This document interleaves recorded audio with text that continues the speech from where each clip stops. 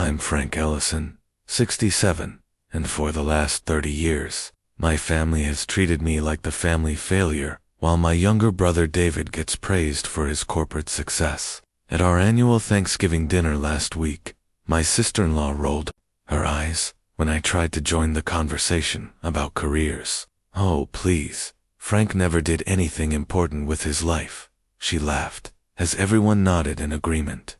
What they didn't know was that folded in my wallet was a faded letter from the President of the United States, thanking me for my distinguished service as a combat medic in Vietnam, where I saved over 200 lives during some of the war's most brutal battles. They were about to learn that their failure of a family member was actually a decorated war hero. Before we jump back in, tell me where you're tuning in from, and if this story touches you, make sure you're subscribed because tomorrow I've saved something extra special for you. Like if your family has ever underestimated you, because this story is about to get intense. The dining room at David's house looked like something out of a magazine. Crystal glasses caught the light from the chandelier, and his wife Michelle had spent hours arranging autumn leaves and gold candles down the center of the mahogany table. On the mantelpiece, David's latest corporate achievement gleamed a heavy brass plaque recognizing him as Regional Sales Director of the Year. It was positioned perfectly so everyone could see it, just like every other award he'd ever received. I sat at the far end of the table, in what I'd come to think of as the Frank spot, close enough to be included, far enough away to be forgotten. David held court at the head, his voice booming as he described his latest business triumph to our parents, our sister Karen, and Michelle's family. The Singapore deal alone brought in $12 million, David was saying, cutting into his prime rib with theatrical precision. Corporate's talking about fast-tracking me to VP. Dad's eyes lit up with that familiar pride I'd seen my whole life, the look that was reserved exclusively for David. "That's my boy," he said, raising his wine glass. "Always knew you'd make something of yourself." Mom beamed, her face glowing with maternal satisfaction. "We're so proud, honey." "Karen, did you hear? Your brother might be VP before he's 45. Karen, a successful nurse practitioner, nodded enthusiastically. Even she got swept up in the David worship. "That's amazing. I tell all my colleagues about my brilliant brother." I pushed mashed potatoes around my plate, trying to remember the last time anyone had asked about my life with genuine interest. When was the last time someone at this table had said they were proud of me? I couldn't recall. "Frank's been quiet tonight," Michelle observed, though not with any real concern. It was more like she was pointing out a minor flaw in the evening's entertainment. "What's new with you?" All eyes turned to me, but I could feel the collective lack of genuine curiosity. This was politeness, not interest. "Not much," I said quietly. "Still working at the hardware store. Still volunteering at the VA hospital on weekends." Michelle's expression barely concealed her disdain. "Oh right, the hardware store." She said it like I'd mentioned working at a landfill. "And you volunteer where?" "The VA Veterans Affairs Hospital," I clarified.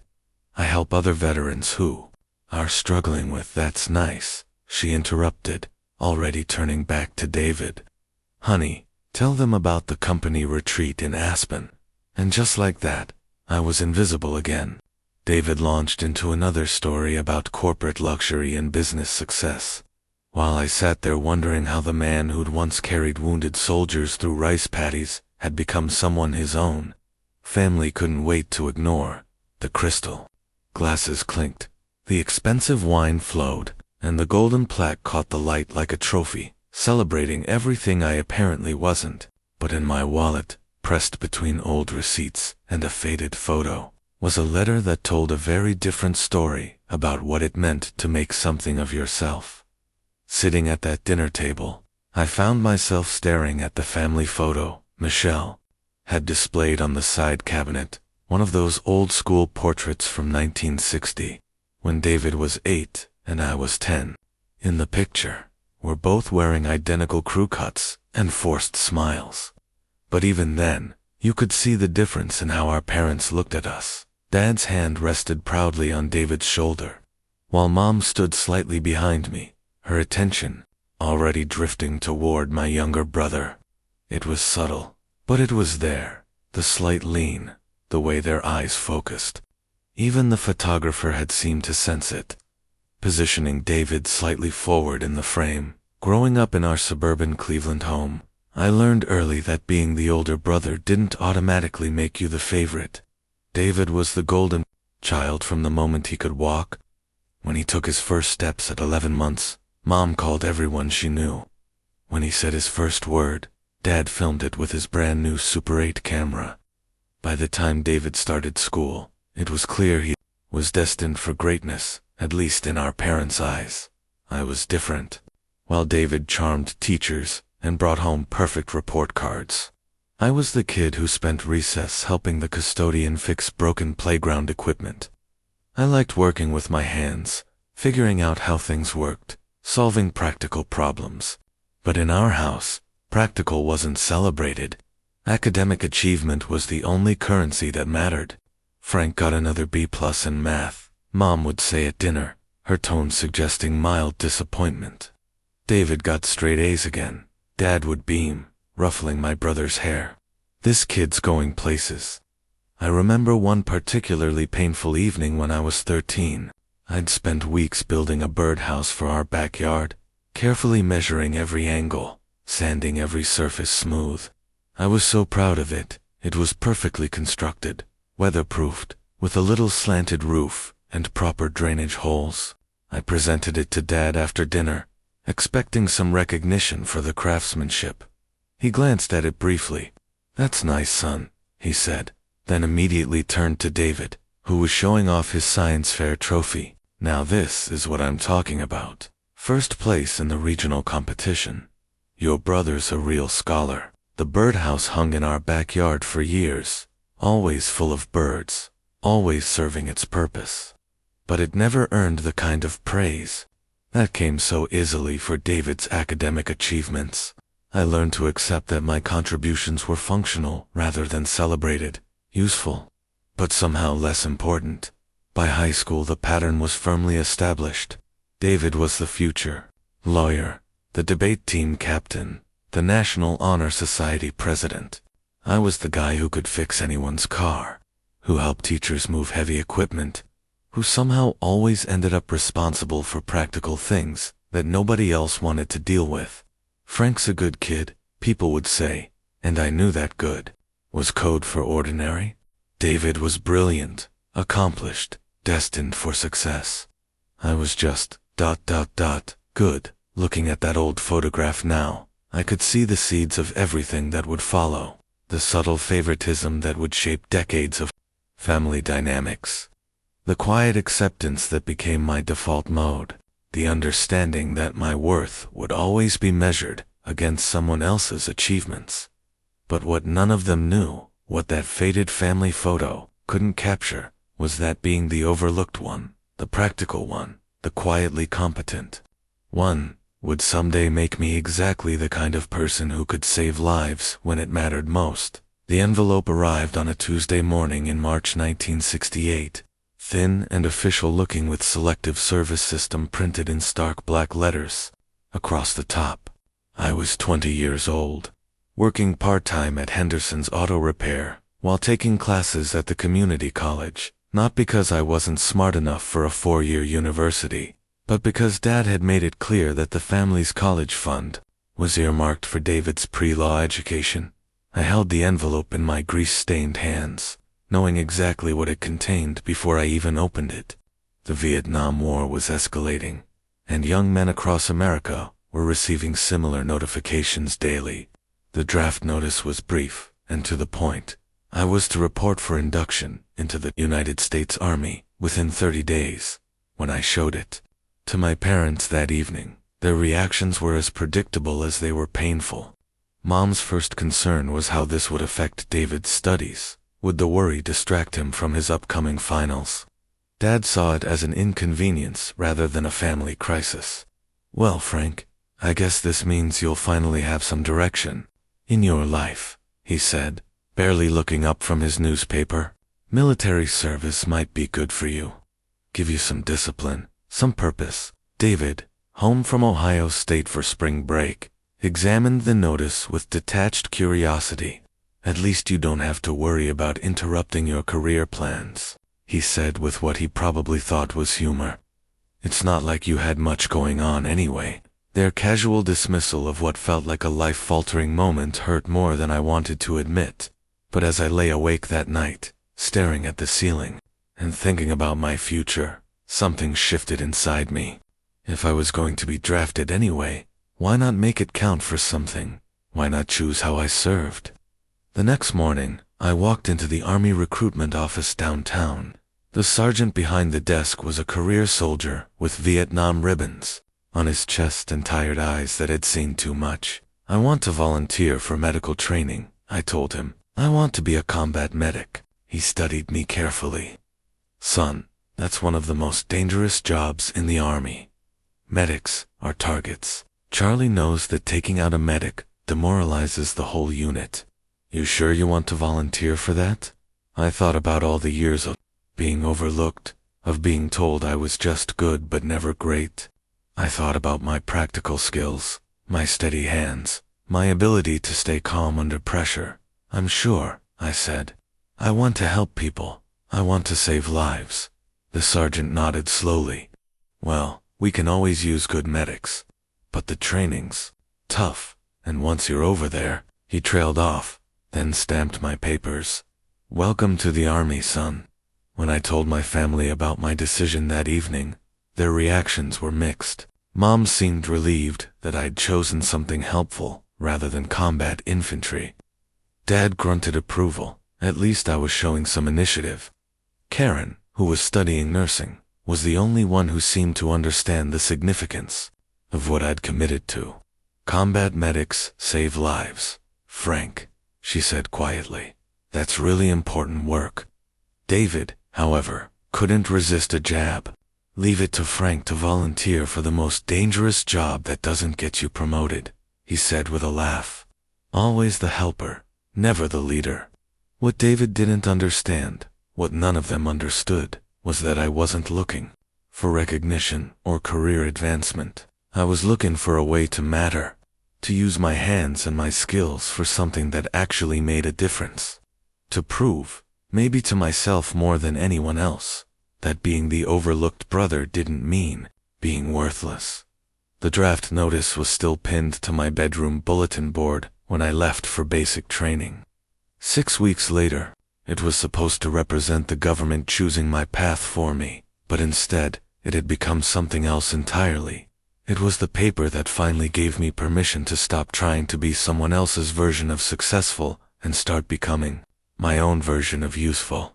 As the bus pulled away from Cleveland, carrying me toward a future I couldn't have imagined, that thin official document seemed less like a burden and more like a doorway to discovering exactly what Frank Ellison was capable of when it really mattered.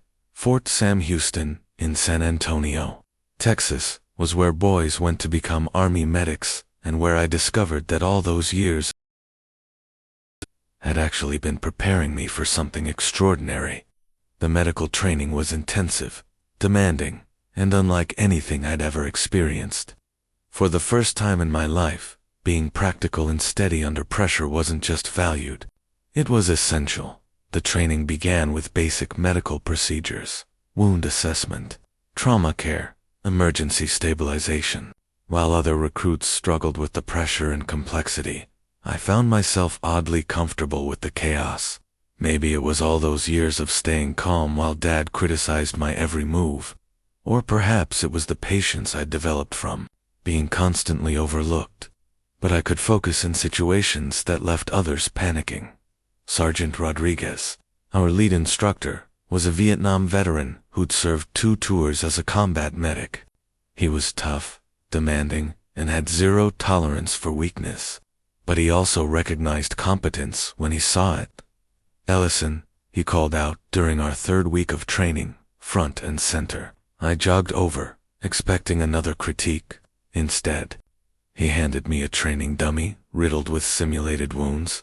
You've got multiple trauma, possible internal bleeding, and a sucking chest wound. You have 3 minutes. Go. My hands moved automatically, following the training protocols we'd drilled. Repeatedly. Assess breathing, control bleeding, stabilize the spine, treat for shock. I worked methodically, calmly, while other recruits gathered around to watch. When I finished, Sergeant Rodriguez checked his stopwatch. 2 minutes, 43 seconds, he announced. Textbook procedure. This is how it's done, people.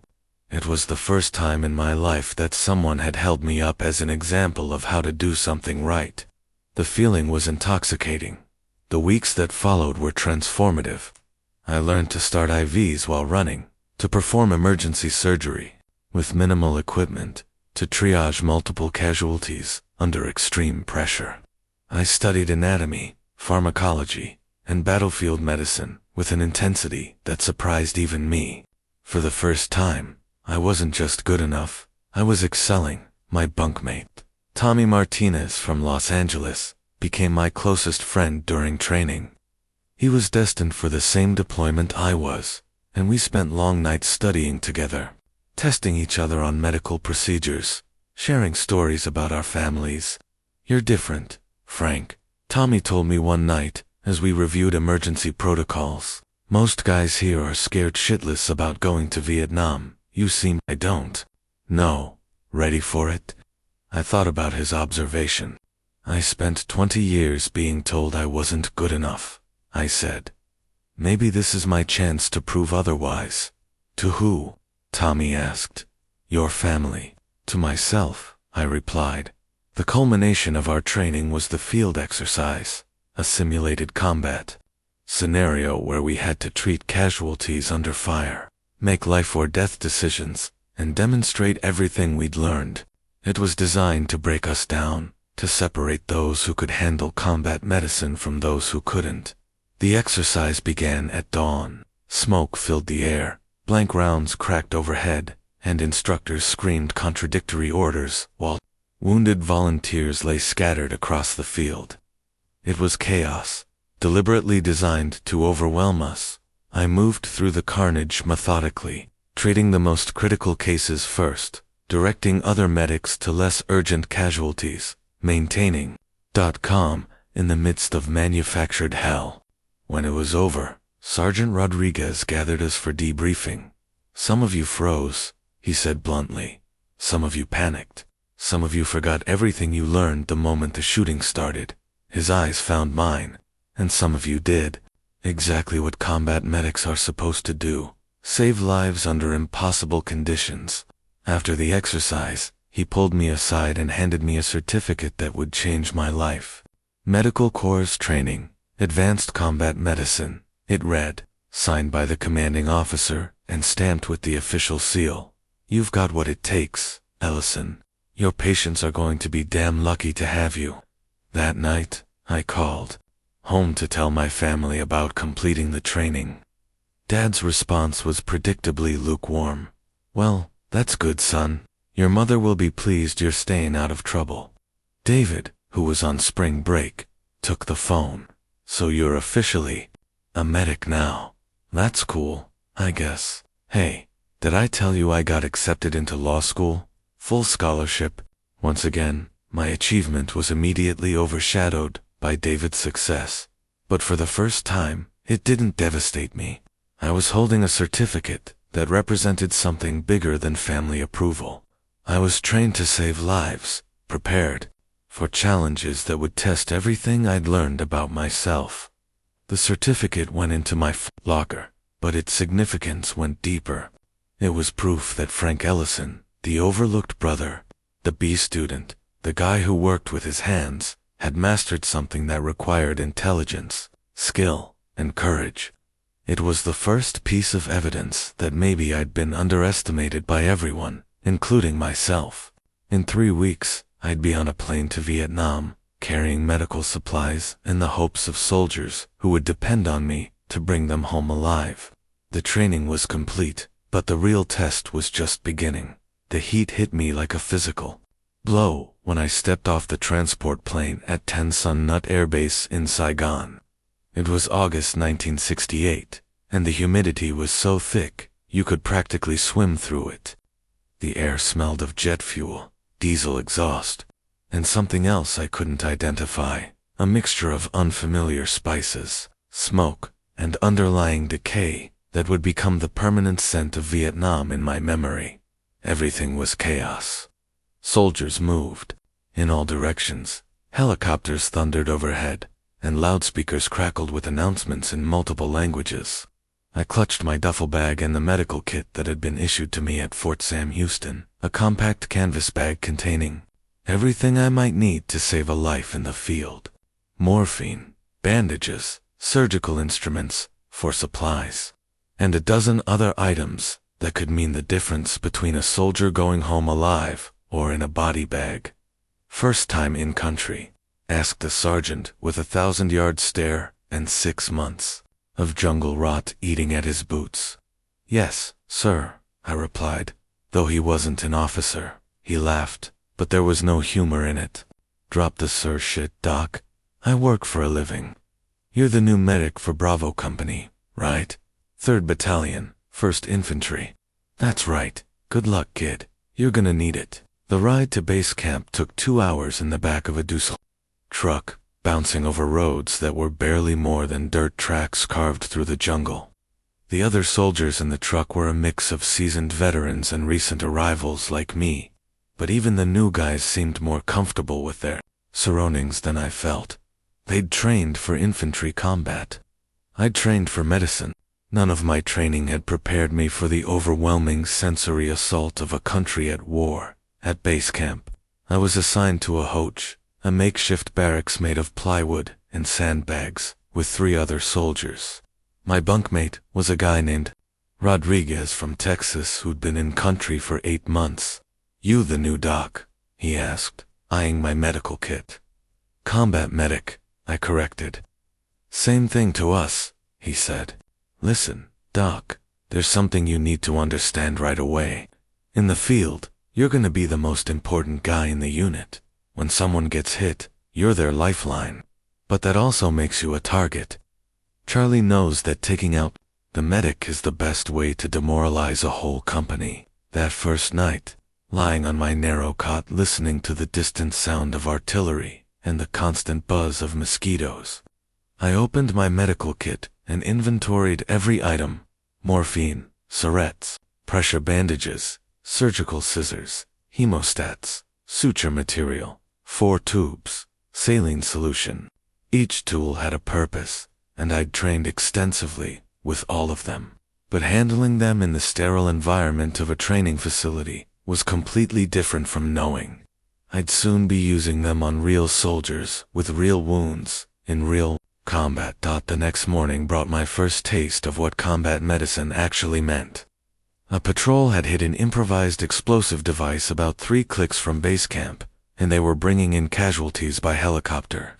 I heard the distinctive whop whop whop of rotor blades approaching and saw other medics grabbing their gear and running toward the landing zone.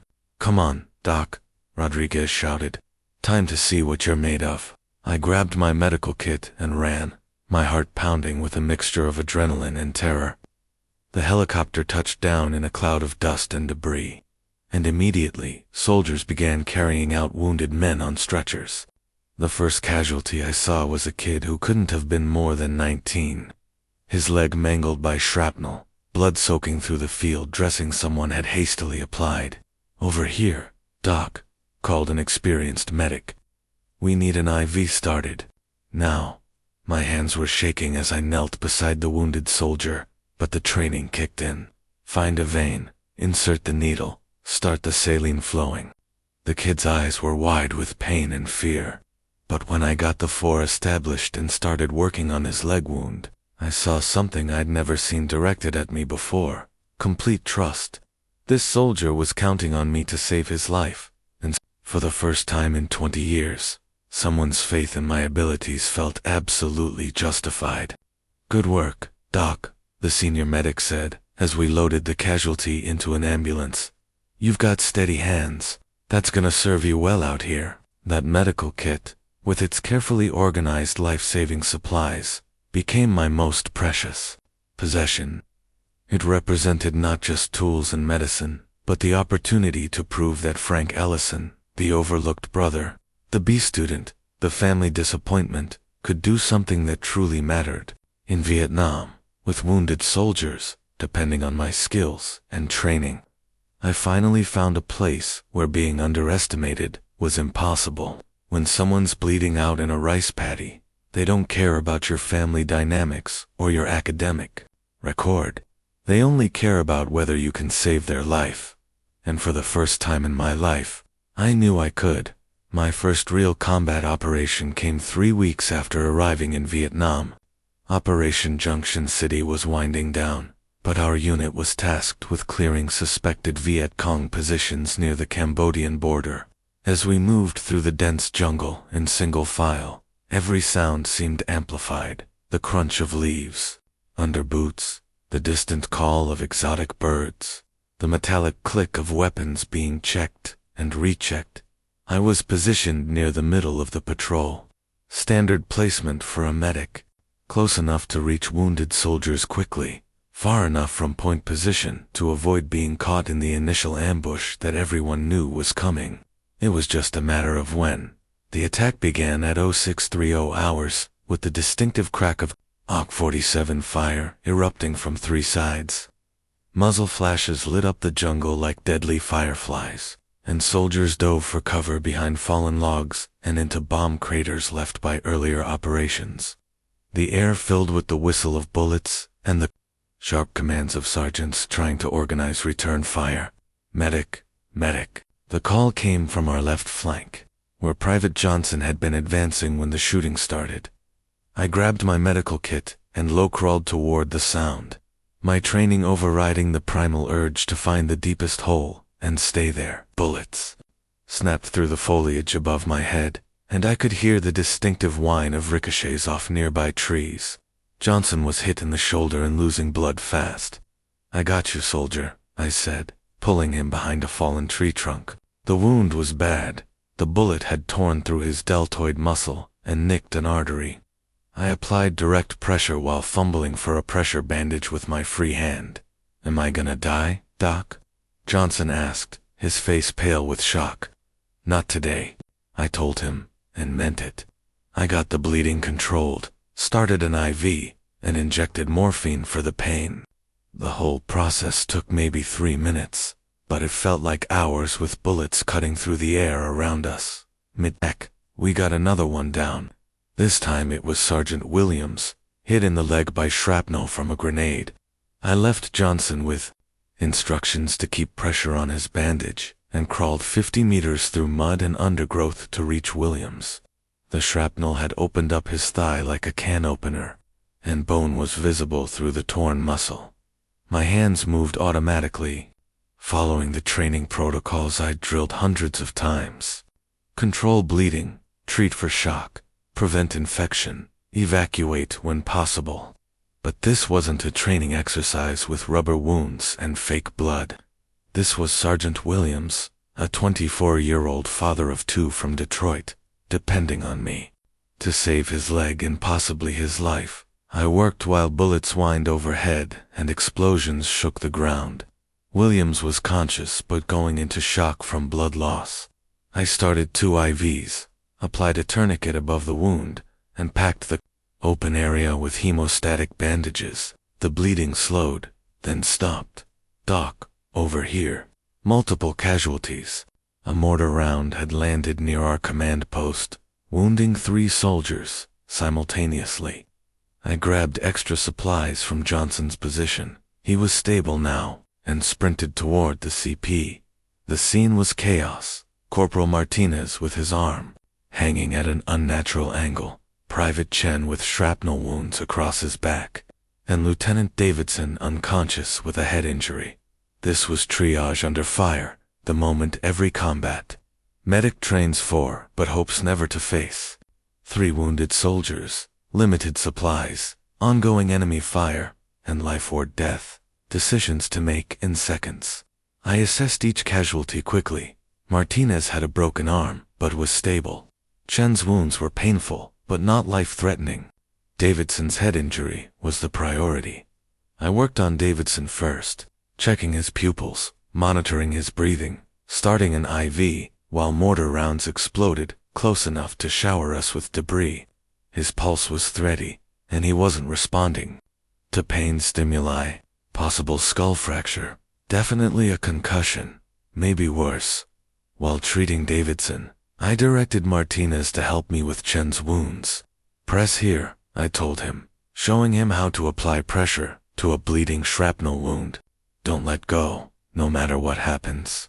The firefight lasted 2 hours. By the time helicopter extraction arrived, I had treated 7 wounded soldiers, used up most of my medical supplies, and somehow managed to avoid getting shot despite spending the entire engagement exposed while moving between casualties as the helicopters lifted off with our wounded, carrying them to field hospitals where surgeons would continue the work I'd started. I realized that my fatigues were soaked with blood, not my blood, theirs. Johnson's, Williams's, Davidson's, and 4 others who depended on me when it mattered most. Sergeant Rodriguez found me sitting against a tree, staring at my blood-stained hands. "First time under fire, Doc." I nodded, not trusting my voice. "You did good," he said. "Real good. 7 guys are going home because of what you did today. That's something to be proud of." That night, I carefully cleaned the blood from my combat fatigues, but I kept them. They represented something I'd never experienced before. Absolute proof that I was capable of performing under the most extreme pressure imaginable. No family dinner conversation, no academic achievement, no corporate promotion could compare to what those bloodstains represented. 7 soldiers had been wounded that day. 7 soldiers had lived because Frank Ellison, the family disappointment, the overlooked brother, the guy who never did anything important, had risked his life repeatedly to save theirs. The blood on those fatigues was my baptism into something I'd never known I could be, a person whose presence in the world made measurable difference between life and death. For 20 years, I'd wondered what I was good for. In one morning of combat, I'd found my answer. Those stained fatigues went into my footlocker that night, but they represented more than just dirty laundry. They were evidence of the day Frank Ellison became someone worth believing in, including believing in himself. 2 months into my tour, sitting in my hooch during a rare quiet evening, I tried to write a letter home. The paper was army thin and rough, and my pen kept skipping on the humid surface.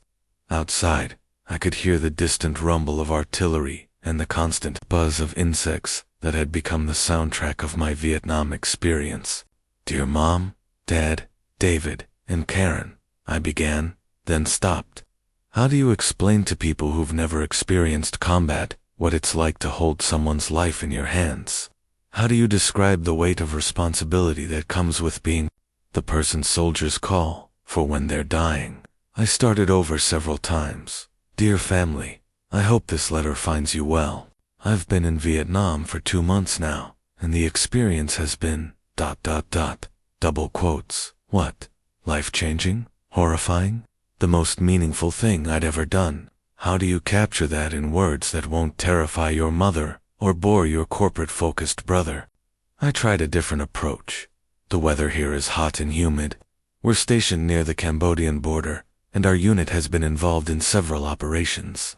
As a combat medic, my job is to treat wounded soldiers and..." Again, I stopped. How do you explain to people obsessed with David's Law school applications that you've discovered you're capable of performing emergency surgery while bullets fly overhead? The truth was, I'd become someone my family wouldn't recognize. The quiet, overlooked Frank who fixed cars and took B classes had been replaced by someone who could start an IV while running, who could make life or death triage decisions in seconds, who soldiers trusted with their lives.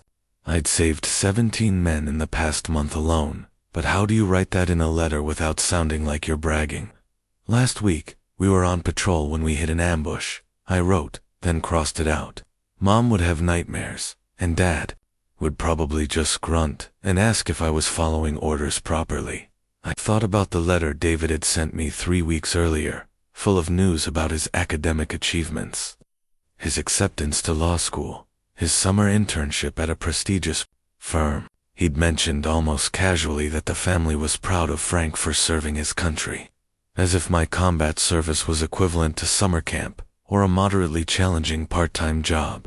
Dear family, I started again. I'm writing to let you know that I'm safe and doing well.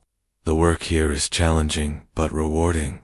As a combat medic, I've been able to help a lot of soldiers who've been wounded in action. The training I received has served me well, and I feel like I'm making a real difference. Even as I wrote those sanitized words, I thought about what I wasn't telling them. I wasn't describing Private Henderson, barely 18, crying for his mother while I worked to save his leg after it was nearly severed by a landmine. I wasn't mentioning the night I spent 12 straight hours treating casualties from a major engagement, working by flashlight and instinct to keep men alive until helicopter evacuation could arrive. I wasn't telling them about the weight of knowing that 17 families back home still had sons, husbands, and fathers because Frank Ellison had been there when it mattered most. I wasn't explaining how it felt to finally be the person everyone counted on instead of the person everyone overlooked. David's doing great in law school, I imagined Mom writing back. He made Dean's List again. We're so proud. Karen's engaged to that nice doctor. She'll make a beautiful bride. Hope you're staying safe over there. The gap between their world and mine felt unbridgeable. They were focused on social achievements, academic honors, career advancement. That had seemed so important before. I understood what real importance actually meant. How do you explain to people planning dinner parties that you've held dying 18-year-olds in your arms and watched the light fade from their eyes despite everything you tried to do? I wrote 3 more drafts, each one more sanitized than the last. Finally, I gave up and wrote something generic about the weather, the food, and how much I missed home. I mentioned that I was helping other soldiers without explaining exactly what that meant. I asked about David's studies and Karen's nursing program. I told them I loved them and hoped to see them soon. Then I folded the letter, put it in an envelope, and sealed it. But I never sent it. Instead, I put it in my footlocker, next to my blood-stained fatigues and medical supplies.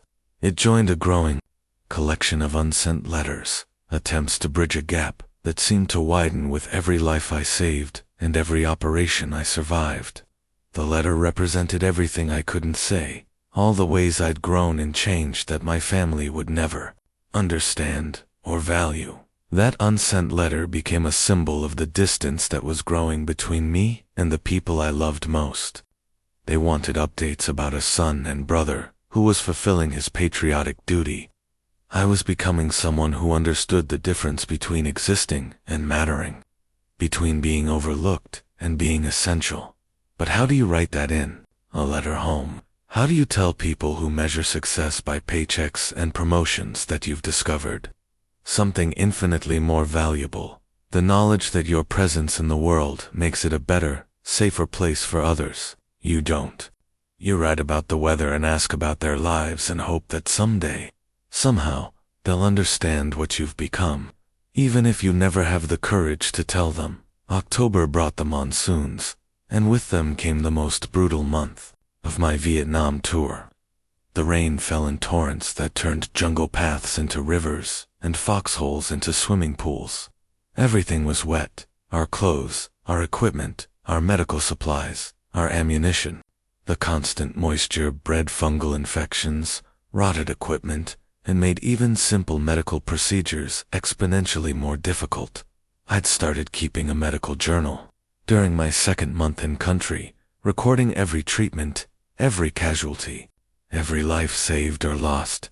By October, the notebook was water-damaged and falling apart, its pages swollen and stained, but it contained a record of 43 soldiers I'd treated, 38 of whom had survived their wounds. The journal had become my most treasured possession, proof proof of competence that I could hold in my hands. Operation Coronado was our mission that month, a series of sweeps through the Mekong Delta designed to disrupt Viet Cong supply lines. We'd been in the field for 12 days, moving through waist-deep water and thick mud, sleeping in rotation, because there was no dry ground to establish a proper perimeter. The casualties started on day 3, when Corporal Jackson stepped on a punji stake that went through his boot and into his foot. I treated him while kneeling in brackish water that came up to my chest, trying to sterilize the wound and apply antibiotics while rain hammered down on us with tropical intensity. The medical supplies in my kit were supposed to be waterproof, but nothing stayed truly dry in those conditions. "This is gonna get infected, isn't it, Doc?" Jackson asked as I wrapped his foot. "Not if I can help it," I told him, but we both knew the odds. Wounds in the Delta had a way of festering in the constant heat and moisture. I gave him a course of antibiotics and marked him for evacuation at the next helicopter resupply. Day 6 brought the ambush that would test everything I'd learned about combat medicine. We were moving single file through a canal when automatic weapons fire erupted from both sides. The water, which had been our constant enemy, suddenly became our salvation as we dove beneath the surface to escape the crossfire. When I surfaced, gasping and choking on muddy water, I could hear multiple calls from my neck, coming from different directions. Sergeant Williams had taken a round through the shoulder. Private Chen was hit in the leg. Corporal Martinez was floating face down, unconscious from a head wound. I swam to Martinez first. Unconscious casualties always take priority. I pulled him to the bank and started CPR while bullets snapped through the air overhead. His pulse was weak but present, and he was breathing on his own. Concussion, possible skull fracture, definitely in need of immediate evacuation. Williams was next. The bullet had gone through his shoulder cleanly, missing major arteries but causing significant tissue damage. I applied pressure bandages while both of us crouched in knee-deep water, using the canal bank for cover. The rain was washing blood away as fast as it appeared, making it difficult to assess how much he was actually losing. "How bad is it, Doc?" Williams asked, through gritted teeth. "You'll live," I told him, "but you're going home. That shoulder's going to need surgery." Chen's leg wound was more complex. The bullet had shattered his femur, and bone fragments were visible through the torn muscle.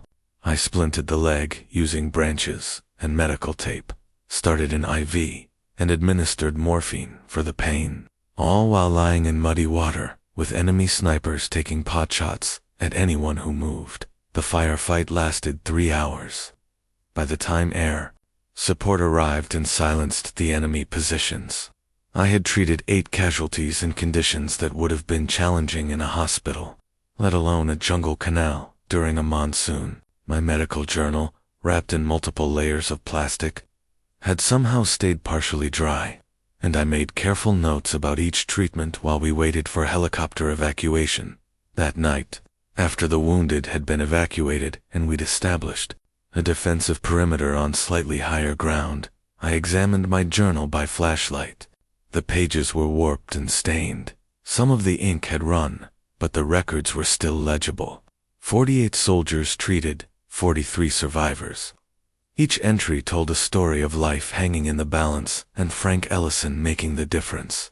Between a soldier going home alive or in a body bag, Lieutenant Davidson, who'd returned to duty after the head injury I'd treated months earlier, found me updating my records. "That journal of yours is getting quite a reputation," he said. "The men call it the Book of Life.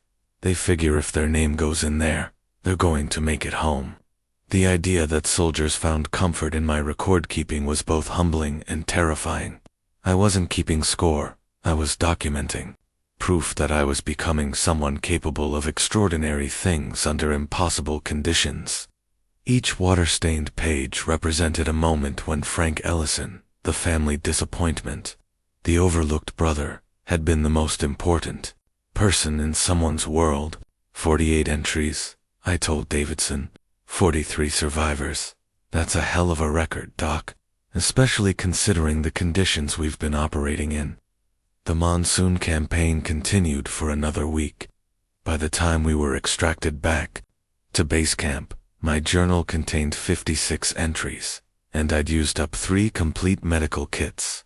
The constant rain had made everything harder, sterilizing instruments, keeping bandages dry, preventing infection in wounds that were constantly exposed to contaminated water. But it had also proved something I'd never fully understood about myself. I wasn't just competent under pressure, I was exceptional. The worse conditions became, the calmer I got. The more chaos surrounded me, the more focused I became. Every challenge that would have broken lesser medics only seemed to sharpen my abilities. That water-damaged journal became my most prized possession, more valuable than any academic transcript or corporate award. It was proof, written in my own hand and stained with monsoon rain and soldiers' blood, that Frank Ellison had found his calling in the worst conditions imaginable, treating the worst wounds under the worst circumstances. I had discovered exactly what I was capable of.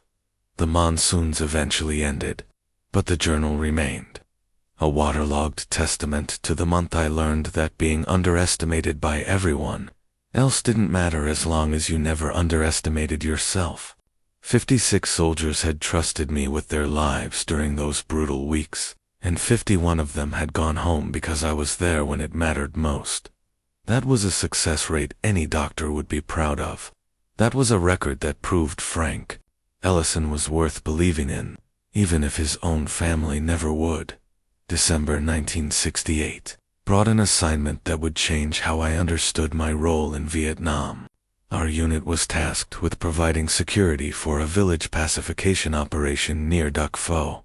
It was supposed to be routine, establish a perimeter, help with medical needs, win hearts and minds through humanitarian assistance. What it became was my introduction to the broader human cost of the war I'd been fighting. The village was tiny, maybe 30 families living in bamboo huts with thatched roofs. The people were subsistence farmers, growing rice and vegetables, trying to survive, in a country that had been at war for their entire lives. Children with distended bellies played in the dirt between houses, while elderly women watched us with eyes that had seen too much suffering. I'd been treating combat casualties for months, but I'd never really considered the civilian population. These weren't soldiers who'd volunteered for danger. They were families caught in the middle of a conflict. They couldn't escape, and they needed medical attention desperately. The village had no doctor, no medical facilities, no access to basic health care. What they had was disease, malnutrition, and untreated injuries from farming accidents and artillery strikes. When word spread that there was an American medic in the village, they started bringing me patients. The first was an old man with an infected machete wound on his hand that was weeks old. The infection had spread up his arm, and he was running a dangerous fever. I cleaned the wound, administered antibiotics, and showed his daughter how to change the dressings. He spoke no English, but when I finished treating him, he pressed my hands between his and spoke rapidly in Vietnamese. "He's thanking you," translated our interpreter, AARVN soldier named Duck. "He says you are the first American to touch him with kindness instead of suspicion." The next patient was a pregnant woman who'd been in labor for 2 days. The baby was breached, and both mother and child were in distress. I'd had obstetric training as part of my medical education, but I'd never delivered a baby under field conditions in a bamboo hut with no electricity and minimal supplies, working by flashlight and instinct. I was able to turn the baby and assist with the delivery. When the child finally emerged, a healthy girl who announced her arrival with lusty cries, the entire village seemed to exhale with relief. The mother was exhausted but stable, and the baby was perfect. The grandmother, a tiny woman who couldn't have weighed 90 pounds, approached me as I was cleaning up. She removed a small bracelet from her own wrist intricately, woven from colored thread and small beads, and placed it on mine. Through the interpreter, she explained that it was a protection charm, meant to keep me safe so I could continue helping others. She says her granddaughter owes her life to you, Duck translated. This bracelet has been in her family for 3 generations. She wants you to have it. I wanted to refuse such a precious gift, but Duck warned me that declining would be deeply insulting. I accepted the bracelet and wore it for the rest of my tours, a constant reminder that my medical skills had impact beyond the battlefield.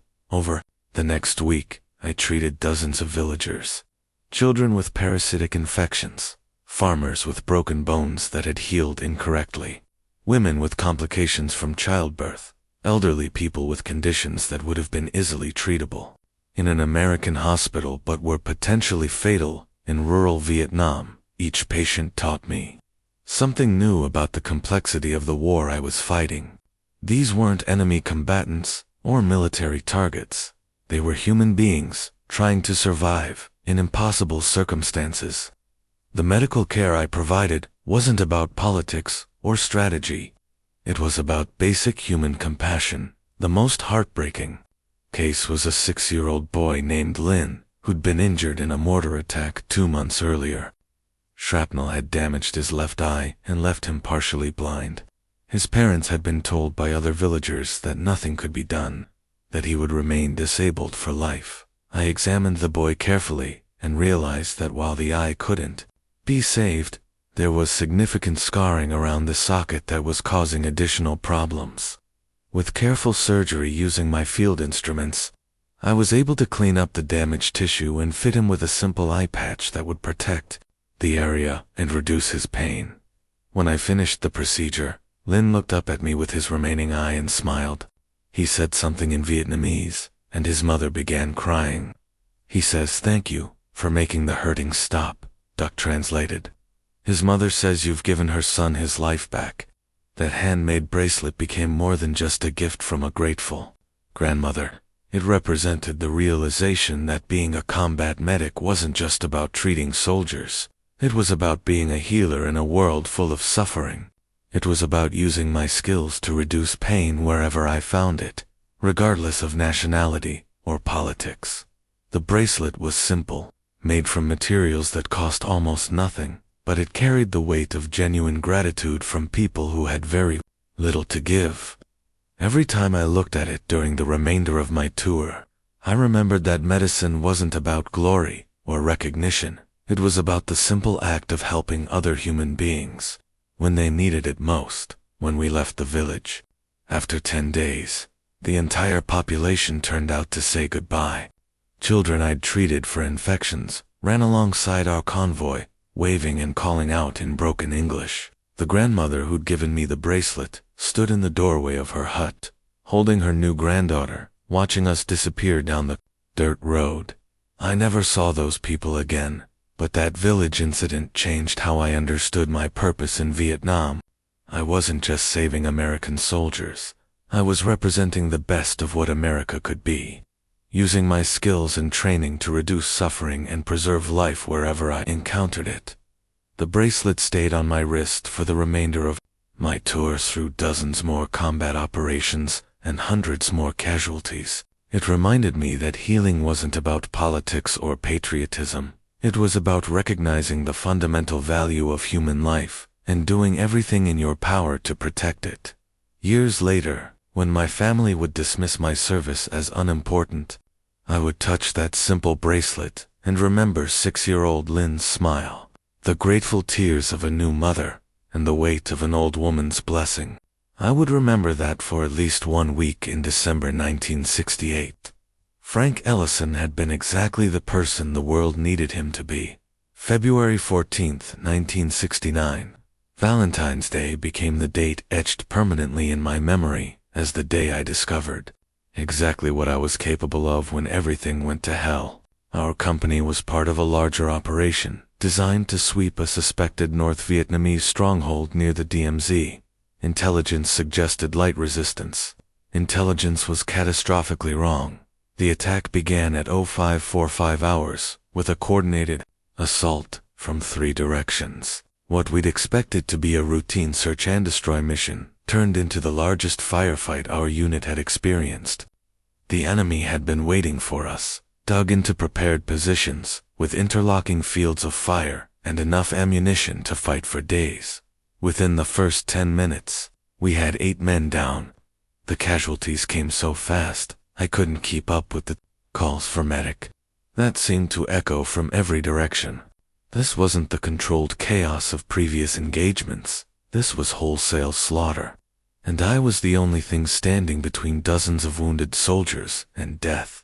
Private Morrison was the first casualty I reached, hit in the chest by rifle fire while trying to advance on an enemy bunker. The bullet had punctured his lung, and he was struggling to breathe. I performed an emergency needle thoracostomy, inserting a large-bore needle between his ribs to relieve the pressure in his chest cavity. It was a procedure I'd practiced, but never performed under combat conditions. Certainly never while machine gun fire chewed up the ground around me. Before I could finish treating Morrison, Sergeant Kelly was calling for help 50 meters away. Corporal Washington had taken shrapnel from a mortar round and was bleeding from multiple wounds. I left Morrison with instructions to keep the needle in place and sprinted through gunfire to reach Washington. The shrapnel had opened up Washington's abdomen, and I could see intestinal damage through the wound. This required immediate surgery that was impossible under current conditions. So I packed the wound with hemostatic bandages, started 2 IVs, and administered morphine while calling for emergency evacuation. Manek. We got multiple casualties at the CP. A direct mortar hit on our command post had wounded 5 soldiers simultaneously. Lieutenant Davidson, Corporal Martinez, Private Chen, Sergeant Williams, and our radio operator, Jenkins. 5 men down in the same location, each with different injuries requiring immediate attention. This was the moment every combat medic trains for, but praise never comes. Mass casualty triage under direct fire. I had to make instant decisions about who to treat first, who could wait, and who was beyond help. With bullets cracking overhead and explosions shaking the ground, I assessed each casualty in seconds. Davidson, unconscious, possible traumatic brain injury, stable airway, treat third. Martinez, sucking chest wound, conscious but struggling to breathe, treat first. Chen, severe bleeding from arm wound, conscious and alert, treat second. Williams, shrapnel wounds 2 legs, painful but not life-threatening, treat fourth. Jenkins, multiple fragment wounds, conscious, mobile, treat last. I worked on Martinez first, sealing his chest wound and inserting a chest tube to re-expand his collapsed lung. The procedure took 8 minutes, while mortar rounds exploded close enough to shower us with debris. Martinez's breathing improved immediately, and his color started returning. Chen was next. The shrapnel had severed his brachial artery, and he was losing blood fast. I applied a tourniquet above the wound, started an IV, and packed the injury with pressure bandages. Chen stayed conscious throughout, helping me by applying pressure where I directed. Davidson required careful assessment. His pupils were unequal, suggesting increased intracranial pressure, but his breathing was steady and his pulse was strong. I immobilized his head and neck, started an IV, and monitored his neurological signs while treating the others. The battle raged for 8 hours. I worked continuously, moving from casualty to casualty, using up medical supplies faster than I'd ever imagined possible. By noon, I'd treated 32 wounded soldiers, performed emergency surgery on 6 of them, and somehow managed to keep moving despite taking shrapnel in my left shoulder from a mortar round that exploded 20 meters away. The shrapnel fragment that hit me was small, but sharp, embedding itself in the muscle between my shoulder blade and spine. I could feel it grinding against bone every time I moved, but there were too many wounded soldiers who needed attention for me to stop and treat myself. I wrapped the wound quickly and kept working. Private Jackson, 19 years old, from Oklahoma, had been hit in the abdomen by machine gun fire. The bullets had caused massive internal damage, and he was going into shock from blood loss. I started multiple IVs, administered blood expanders, and worked to stabilize his condition for evacuation. While I treated him, he grabbed my arm with surprising strength. "Doc, am I gonna make it?" he asked, his face pale and covered with sweat. I looked into his eyes, the same eyes that had looked at me with complete trust dozens of times during my tour, and made him a promise I wasn't sure I could keep. "You're going home, Jackson. I guarantee it." I worked on him for 40 minutes, using every technique I'd learned, and several I improvised on the spot. When the evacuation helicopter finally arrived, Jackson was stable enough for transport. He squeezed my hand as they loaded him onto the stretcher. "Thanks, Doc. I knew you wouldn't let me down." By the time the shooting stopped and we'd evacuated all casualties, I had been working for 36 hours straight. I'd treated 38 wounded soldiers, performed emergency surgery on 12 of them, and used up 5 complete medical kits. The shrapnel in my shoulder had worked deeper into the muscle, and I was finally forced to let another medic extract it and treat the wound. The fragment they pulled out was jagged and about the size of a dime, sharp enough to have caused serious damage if it had hit a vital area. I kept it a small piece of metal that had nearly ended my war, but instead became a reminder of the day I learned what I was truly capable of. When the casualty reports came in the next day, the numbers told the story better than any commendation. Could 38 soldiers treated, 36 evacuated alive, 34 who survived their wounds and eventually returned to duty or went home.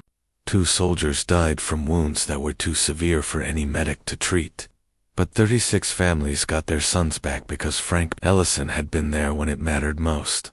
The shrapnel fragment went into my footlocker next to my medical journal, my blood-stained fatigues, and my unsent letters home. It was proof that I could perform under the worst possible conditions, that I could work for 36 hours straight while wounded myself, that I could make life-or-death decisions with bullets flying and mortars exploding around me. Most importantly, it was proof that Private Jackson was right. Frank Ellison would never let his soldiers down, not when they needed him most, not when the odds were impossible, not when his own life was on the line. That piece of shrapnel represented the day I became the person I was always supposed to be. Someone worth counting on when everything else fell apart. The field hospital at Da Nang was where heroes went to heal, and where I spent 3 weeks, recovering from the shrapnel wound that had nearly ended my war. The doctors who treated me were amazed that I'd continued working for hours with metal embedded in my shoulder muscle, but to me, it had been simply doing my job. You don't stop treating wounded soldiers because you're wounded yourself. That's not how combat medicine works. My bed was in a ward filled with soldiers who'd been more seriously injured than I was. Men with missing limbs, severe burns, traumatic brain injuries that would change their lives forever. Compared to them, my shoulder wound was minor, but the doctors insisted on keeping me for observation because of the extent of my exhaustion and dehydration. "Son, when's the last time you slept more than 4 hours straight?" asked Major Richards, the chief medical officer who'd removed my shrapnel. I had to think about it. "Probably October, sir. Maybe November." He shook his head. "You've been running on adrenaline and stubbornness for months. Your body needs time to recover, and that's an order." The forced rest gave me time to process what had happened during the Valentine's Day battle. 38 casualties in a single engagement. 36 lives saved. Numbers that would have seemed impossible when I'd first arrived in Vietnam, but which now felt like just another day at the office, albeit the most challenging day I'd ever experienced. On my second week in the hospital, Lieutenant Colonel Morrison visited my ward. He was accompanied by a photographer from Stars and Stripes, the military newspaper, and he carried a small wooden box that I recognized immediately. "Specialist Ellison," he said formally, "by order of the President of the United States and the Secretary of the Army, you are hereby awarded the Purple Heart for wounds received in action against hostile forces in the Republic of Vietnam." He opened the box to reveal the medal, a purple heart-shaped decoration with George Washington's profile in gold, suspended from a purple ribbon. It was beautiful and meaningful, but also surprisingly heavy for such a small object. Additionally, Morrison continued, you are being recommended for the Silver Star for gallantry in action. The citation reads, for conspicuous gallantry and intrepidity in action while serving as a combat medic with Company B, 3rd Battalion, 1st Infantry Division. Specialist Ellison displayed extraordinary heroism during an 8-hour firefight, treating 38 casualties while under direct enemy fire and continuing to provide medical aid despite being wounded himself.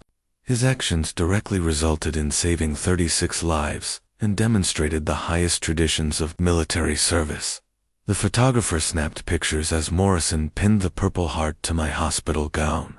Other patients in the ward applauded, and I felt something I'd never experienced before, recognition for being exceptional at something that truly mattered. The Silver Star ceremony will be held when you return to your unit, Morrison explained, but I wanted to personally thank you for what you did out there. 36 soldiers are going home because of your actions. That's the kind of heroism that makes a difference in this war. After Morrison left, I held the Purple Heart in my hands and thought about my family back home. David was probably studying for law school exams, focusing on case law and constitutional theory. Important work, certainly, but somehow abstract compared to what I'd been doing. I wondered if they would understand the significance of this medal, or if it would just be another military decoration to them, proof that Frank had done his duty, but nothing more. The medal came with a citation that detailed my service record.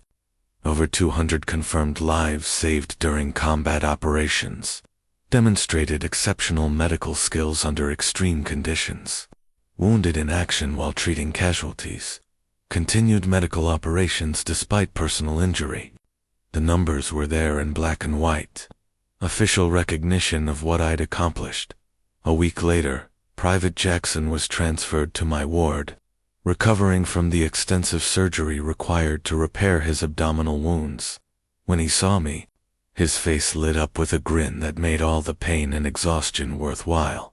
Doc, I told you I'd make it home. Doctors say I'm gonna be fine, thanks to what you did out there. How are you feeling, Jackson? Like I got hit by a truck, but I'm alive. That's what matters, right? He paused, then said something that hit me harder than any medal could. Doc, I called my mom from the hospital phone, told her about you, about what you did. She said to tell you that our family will never forget. You saved her son's life. That night, I wrote another letter home that I would never send. I tried to explain what it felt like to hold a Purple Heart in my hands, to know that my name was being submitted for the Silver Star, to have a 19-year-old soldier's mother say her family would never forget what I'd done. But how do you communicate that kind of significance to people who measure success by academic achievements and corporate promotions? The Purple Heart went into my footlocker with my other treasures, the shrapnel fragment, the medical journal, the blood-stained fatigues, the handmade bracelet from the Vietnamese grandmother. Each item told part of the story of Frank Ellison's transformation from overlooked brother to decorated war hero. But the medal represented recognition. It was proof that the Army had officially acknowledged what I'd known for months, that I was exceptional at something that mattered more than anything I'd ever done before. I wasn't just competent or reliable or good enough. I was a soldier who'd been wounded in the service of saving other soldiers' lives. And the United States military thought that was worth recognizing with their second highest decoration for valor. When I returned to my unit 3 weeks later, the Silver Star ceremony was held in front of the entire company. Colonel Patterson read the citation aloud while pinning the medal to my chest, and 150 soldiers applauded for the medic who'd kept so many of them alive. Specialist Ellison represents the finest traditions of the medical corps, Patterson announced. His actions on Valentine's Day demonstrated that heroism isn't about seeking glory. It's about doing whatever it takes to protect the soldiers fighting beside you. That Purple Heart became my most prized possession, more valuable than any academic transcript or corporate award could ever be. It was proof, cast in metal and sanctioned by the highest authorities in the land, that Frank Ellison had done something genuinely heroic, something that mattered in the most fundamental way possible. I had saved lives, preserved families, and demonstrated courage under the most extreme conditions imaginable. The medal went back into my footlocker that night, but its significance stayed with me. For the first time in my life, I had official recognition that I was someone worth believing in, someone whose presence in the world made a measurable difference, someone who could be counted on when everything depended on competence and courage. It was proof that being underestimated by others doesn't define your worth. Your actions do, and my actions had earned me a decoration that would mean more to me than any praise my family had ever given. David, for his academic achievements, Travis Air Force Base in California was where my Vietnam War ended, and my struggle to readjust to civilian life began. After 13 months in combat, stepping off the plane onto American soil felt surreal, like returning to a world I'd almost forgotten existed. The air smelled different here, clean and dry instead of the humid jungle mixture of cordite, diesel fuel, and decay that had become normal. I carried my duffel bag and a manila envelope containing my discharge papers through the processing center, where other returning soldiers were being welcomed home by families, girlfriends, and friends. My family hadn't made the trip to California. Dad said it was too expensive, and Mom thought it would be better to wait until I got back to Cleveland. Only David had offered to come, but he was in the middle of law school finals and couldn't get away. The discharge papers were comprehensive, documenting everything I'd done during my tour. Combat medic, 3rd Battalion, 1st Infantry Division, 13 months combat service, Purple Heart recipient, Silver Star recipient, over 200 confirmed lives saved, honorable discharge with commendation. The papers were official proof of what I'd become in Vietnam. But as I rode the bus to the airport, I wondered if any of it would matter in the civilian world I was returning to. The flight home gave me time to think about how much I'd changed. The Frank Ellison who'd left Cleveland 13 months earlier had been an uncertain 20-year-old with no clear direction in life. The man returning was a decorated combat veteran who'd saved more lives than some doctors see in their entire careers. I'd been tested under the most extreme conditions imaginable and proven myself capable of extraordinary things. But as the plane descended toward Cleveland, I realized that explaining this transformation to my family was going to be almost impossible. How do you describe the weight of holding someone's life in your hands to people who've never experienced life or death responsibility? How do you explain what it means to be essential to people who've always seen you as optional? Dad picked me up at the airport, and his first words were about my appearance. "You look skinnier, son, and older. Military life agrees with you, I guess." The drive home was filled with awkward conversation about the weather, David's progress in law school, and Karen's upcoming wedding. Dad asked a few questions about Vietnam, but they were surface-level inquiries about the food, the weather, and whether I'd followed orders properly. He didn't ask about combat, casualties, or what I'd actually done during my 13 months overseas. "Your mother's made your favorite dinner," he said as we pulled into the driveway of my childhood home. "Pot roast and mashed potatoes. She's been planning this for weeks." The house looked exactly the same, but everything felt smaller somehow. The problems that had seemed so important when I left, David's academic achievements, my parents' expectations, the family dynamics that had made me feel invisible, now seemed almost trivial compared to what I'd been dealing with in Vietnam. Dinner was a celebration of my return, but also a stark reminder of how little my family understood what I'd been through. Mom fussed over my weight loss and insisted on loading my plate with extra food. Karen asked about souvenirs and whether I'd taken any interesting pictures.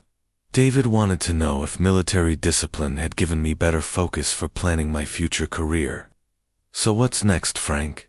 Dad asked as we finished dessert. "You planning to use the GI Bill for college. Maybe get a degree in something practical. I thought about my discharge papers, sitting in my duffel bag upstairs, documenting 13 months of saving lives under combat conditions. I'm not sure yet, I said. I need some time to readjust. Well, don't take too long, Dad advised. David's already got his career mapped out through the next 10 years. You're behind, but you can still catch up if you apply yourself. That night, lying in my childhood bed and staring at the familiar ceiling, I felt more alone than I'd ever felt in Vietnam. At least in combat, I'd known exactly who I was and what I was capable of. Here, surrounded by people who loved me, but didn't understand me, I felt like a stranger wearing Frank Ellison's face. I unpacked my discharge papers and read through them again by lamplight. Over 200 confirmed lives saved. The number that meant everything to me appeared to mean nothing to my family. They were proud that I'd served my country, but they had no comprehension of what that service had actually entailed. The disconnect became even more apparent over the following weeks. David visited from law school, full of stories about his academic achievements and internship opportunities. He mentioned my military service briefly, calling it Frank's adventure, as if 13 months of combat medicine was equivalent to a semester abroad. Now that you're back, you can focus on real life, he said with the casual dismissiveness I remembered so well. Military service is great for discipline, but now you need to think about your actual career. I wanted to explain that I'd already had a career, one that required more skill, intelligence, and courage than anything he'd ever attempted. I wanted to tell him about Private Jackson, about the Vietnamese grandmother's bracelet, about 30 soldiers who went home alive because of what Frank Ellison could do under pressure, but I didn't. The gap between their world and mine felt unbridgeable. Instead, I started looking for work. The jobs available to veterans were mostly manual labor, construction, factory work, driving trucks, honest work, but nothing that utilized the medical skills I'd developed or acknowledged the level of responsibility I'd handled in Vietnam. Employers saw combat medic on my resume and thought first aid training, not performed emergency surgery under fire. I took a job at Anderson's hardware store, helping customers find supplies and working in the stockroom. It was simple, peaceful work that required no life or death decisions. My coworkers were good people who respected my military service without really understanding what it had involved. The discharge papers went into a drawer in my bedroom dresser, next to my Purple Heart, Silver Star, and the other artifacts from my Vietnam service. They were proof of who I'd been for 13 months, documentation of the most important work I'd ever done. But in Cleveland, in 1969, surrounded by family who measured success by paychecks and promotions, those papers felt like relics from another life. Frank Ellison had come home from Vietnam, but the Frank Ellison who'd saved over 200 lives seemed destined to remain overseas, replaced by someone who sold hammers and paintbrushes to suburban homeowners. The man who'd been essential to his unit's survival was learning to be invisible again, overlooked by the same people who'd always failed to see his worth. But late at night, when I couldn't sleep, I would take out those discharge papers and remember what it felt like to matter, to be the person everyone counted on when everything went wrong, to save lives and make a difference that could be measured in families that remained whole because Frank Ellison had been there when it mattered most. The years between 1970 and 2000 became a long lesson in living with a secret that was too important to share and too painful to keep entirely to myself. I settled into civilian life like a man wearing clothes that didn't quite fit, functional, but never comfortable. My family saw me as Frank, the hardware store clerk, Frank the guy who never quite lived up to his potential. They had no idea they were living with Frank, the decorated war hero who'd saved over 200 lives in combat. The hardware store job lasted 5 years. I was good at it, patient with customers, knowledgeable about tools and repairs, reliable in a way that made me valuable to Mr. Anderson. But every day, as I helped suburban homeowners choose between different grades of sandpaper or explained how to fix a leaky faucet. I thought about the complex medical procedures I'd performed under fire in Vietnam. Frank's found his niche. I heard Mom tell Karen during a family dinner in 1973. He's not ambitious like David, but he's steady. That's important too. Steady, not ambitious.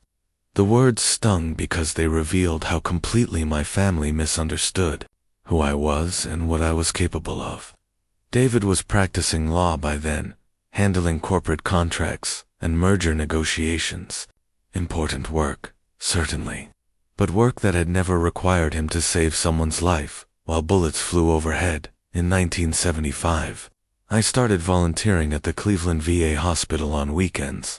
It began as a way to use my medical skills, even in a limited capacity, but it became something much more important, a connection to the only community that understood what I'd experienced in Vietnam. The VA hospital was full of men who'd served in Vietnam, Korea, World War II, men who'd seen combat, who understood what it meant to carry responsibility for other people's lives. When I mentioned that I'd been a combat medic, their respect was immediate and genuine.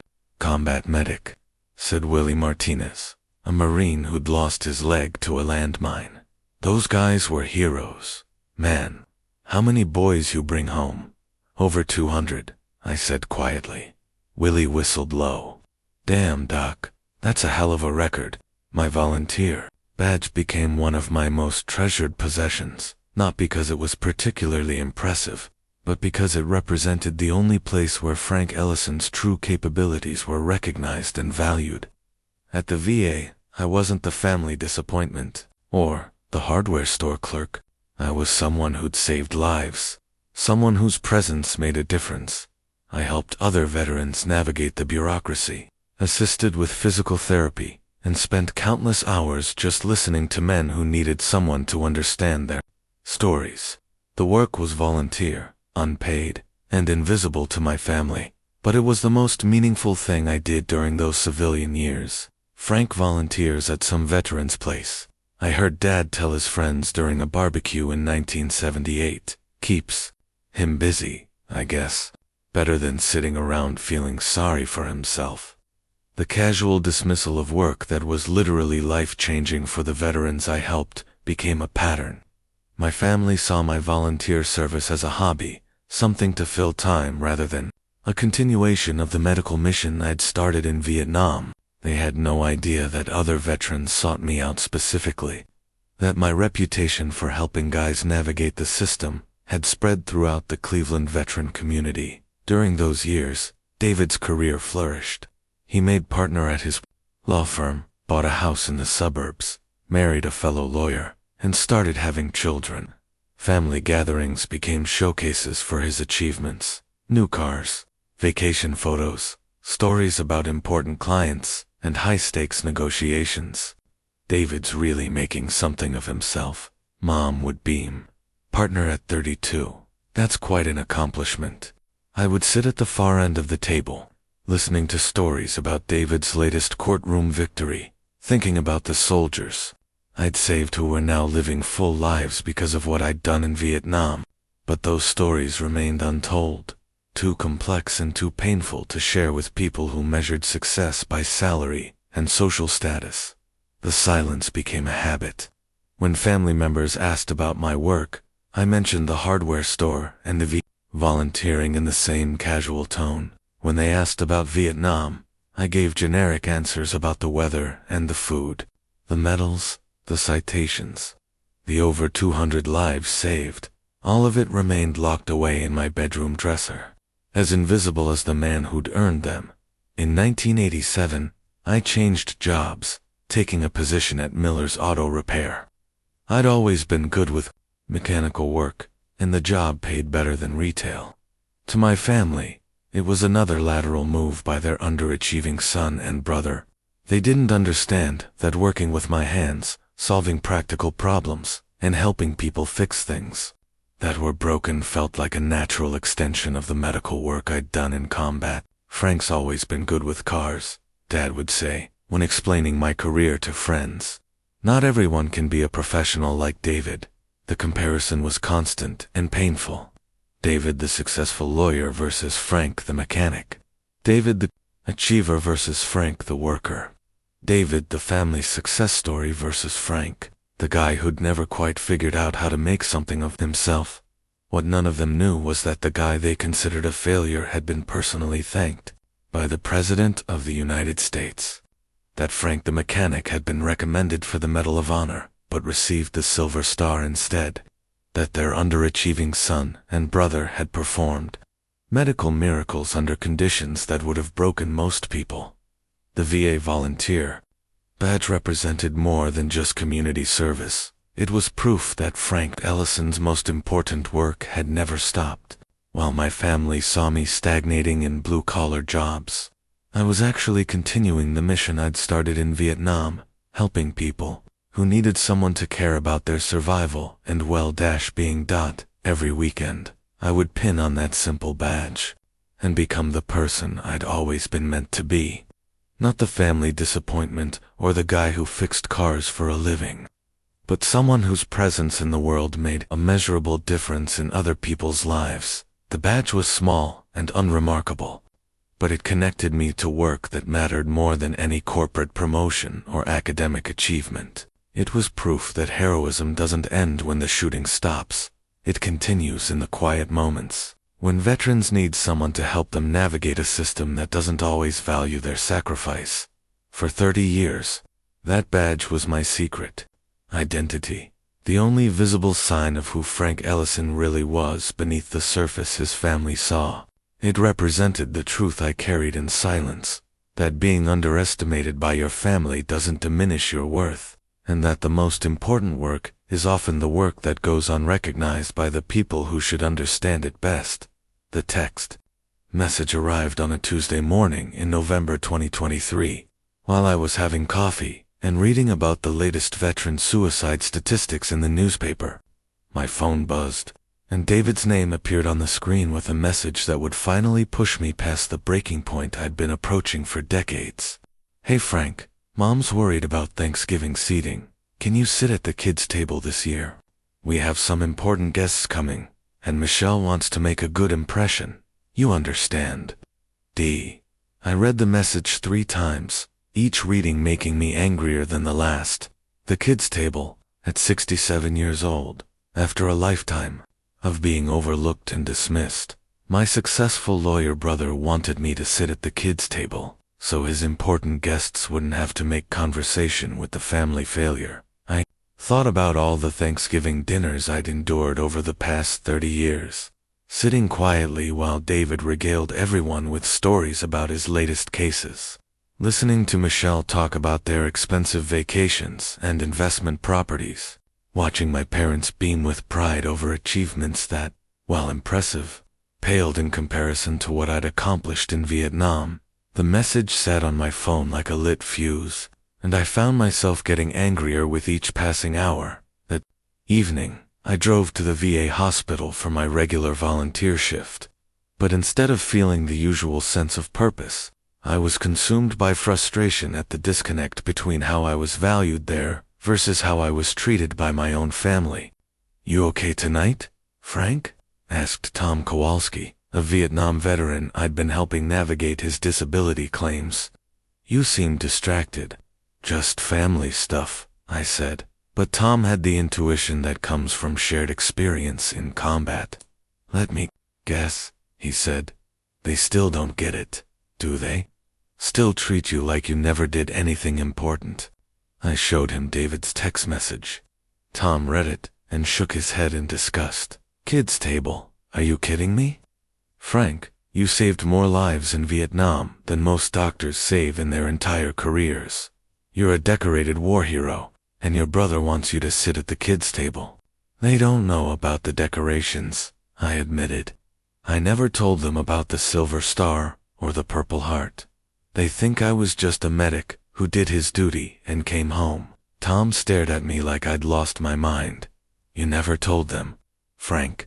You're a genuine American hero. Why would you keep that secret?" It was a question I'd been asking myself for decades. Why had I let my family continue to see me as the underachiever when I had proof of extraordinary achievement? Why had I accepted their dismissive treatment when I knew what I was truly capable of? I guess I thought it didn't matter, I said. Military service was just something I did for a couple years before getting on with real life. At least, that's what they always implied. Real life. Tom's voice was incredulous. Frank, combat medicine is the most real life gets. Life and death decisions every day. You are essential to hundreds of soldiers' survival. That's not just something you did. That's the most important work anyone can do. Over the next few days, David's text message gnawed at me like an infected wound. I found myself thinking about all the moments over the years when I'd bitten my tongue, accepted dismissive comments, and allowed my family to treat me as less than I was. The accumulated weight of decades of being underestimated was becoming unbearable. I started pulling out the artifacts I'd kept hidden for so long. The Purple Heart, the Silver Star, the citation from the President, the medical journal with its record of over 200 lives saved. Each item told part of a story my family had never heard. The story of Frank Ellison becoming someone worth believing in.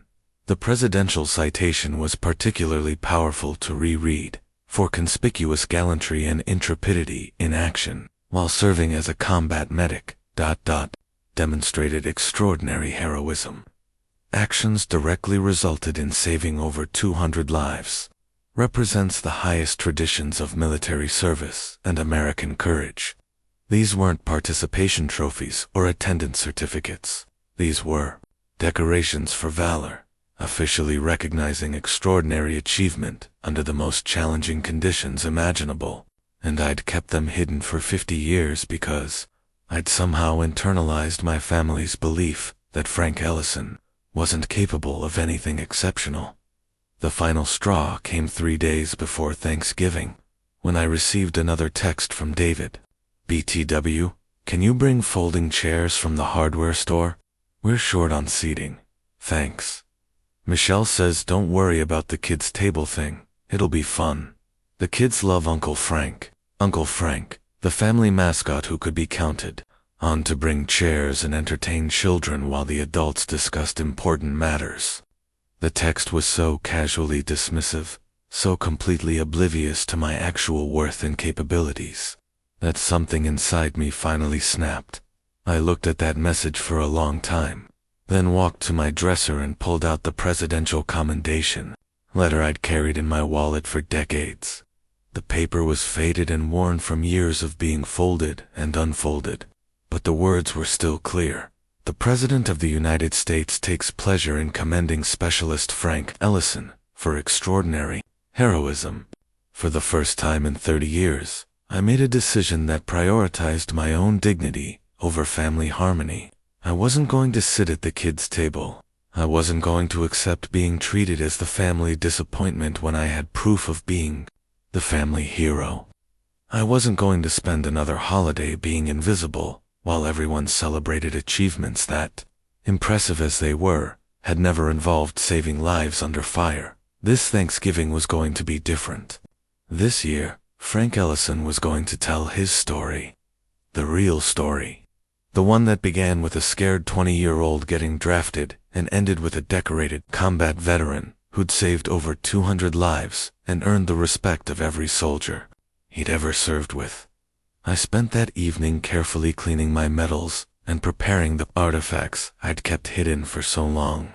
The Purple Heart, the Silver Star, the Presidential Citation, the Medical Journal, the bloodstained fatigues, each piece of evidence that Frank Ellison had been someone worth believing in long before David ever won his first case or earned his first promotion. David's dismissive text message would prove to be the catalyst that finally gave me permission to stop hiding who I really was. After 54 years of being underestimated, I was ready to show my family exactly what Frank Ellison had accomplished when it mattered most. The kids' table was about to become very interesting. Thanksgiving dinner at David's house proceeded exactly as it had for the past decade.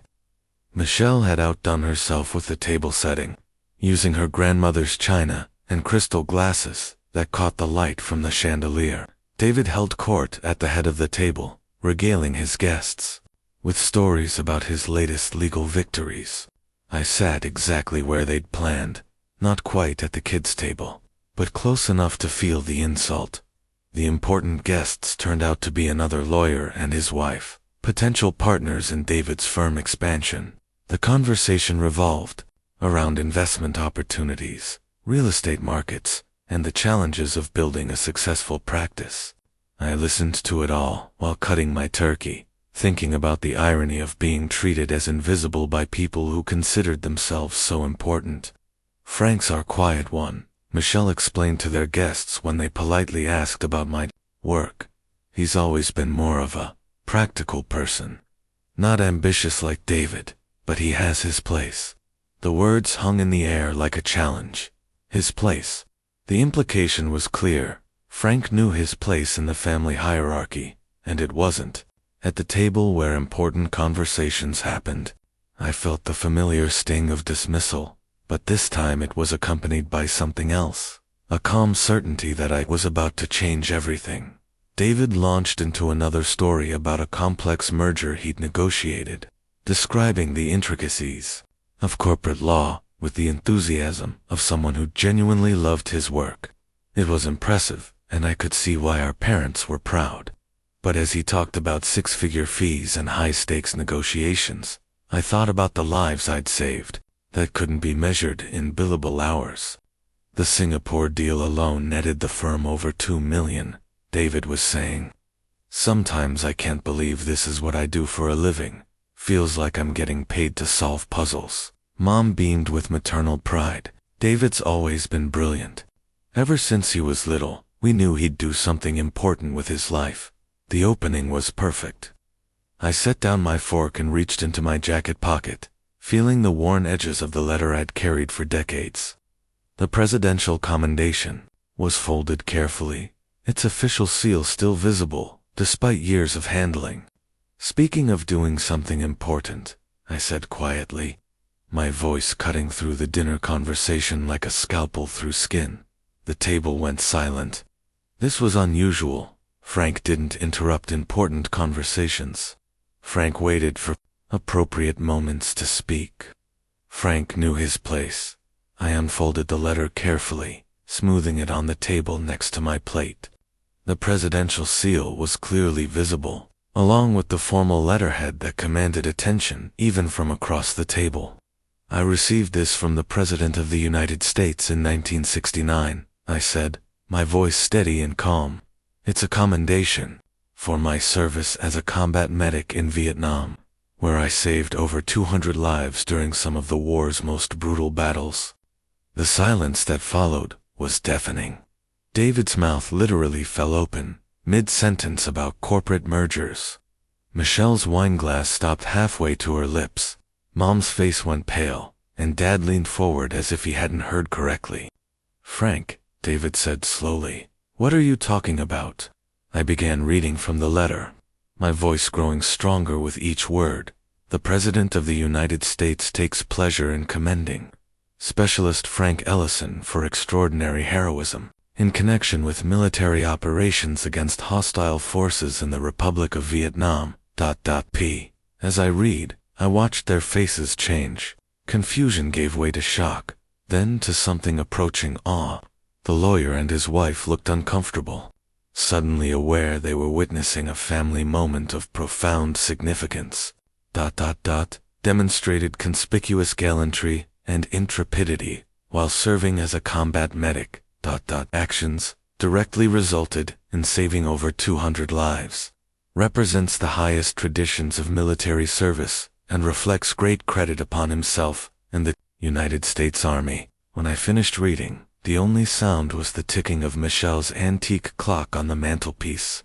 David stared at the letter as if it might disappear if he blinked. 200 lives, Mom whispered. "Frank, you saved 200 people." "Over 200, I corrected gently. "That's just the confirmed count. There were probably more." Dad's voice was hoarse when he spoke. Son, why didn't you ever tell us about this? I looked around the table at faces that were seeing me clearly for the first time in decades. Because you never asked. Because every time I came home, you were more interested in David's latest achievement than in what I'd done in Vietnam. Because I learned early that Frank's accomplishments weren't the kind this family celebrated. David was staring at the presidential seal like it was written in a foreign language. Frank, this is incredible.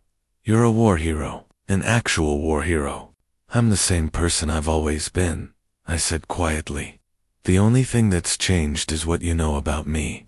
Michelle, who had spent years treating me like a pleasant but unsuccessful relative, was reading over David's shoulder, her eyes wide with disbelief. Frank, this says you received the Silver Star.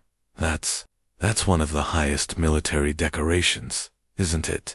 Second highest for valor, I confirmed. I also received the Purple Heart for wounds received in action.